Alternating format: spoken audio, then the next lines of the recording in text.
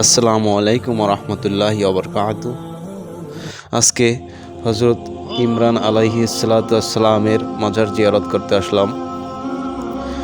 আমি যেখানে দাঁড়িয়ে আছি, যে দীর্ঘ লম্বা কবরটুকু আপনারা দেখতে পাচ্ছেন, সেটি হলো হজরতে ইমরান আলাইহিসসালামের।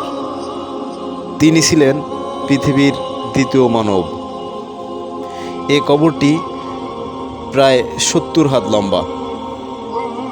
মহান আল্লাহ তাআলা আমাদেরকে যেন ইমরান আলাইহিসসালামের তার কবরখানা জিয়ারত করতে আসলাম, এই উসিলায় মহান আল্লাহ যেন আমাদেরকে কবুল করে নিন।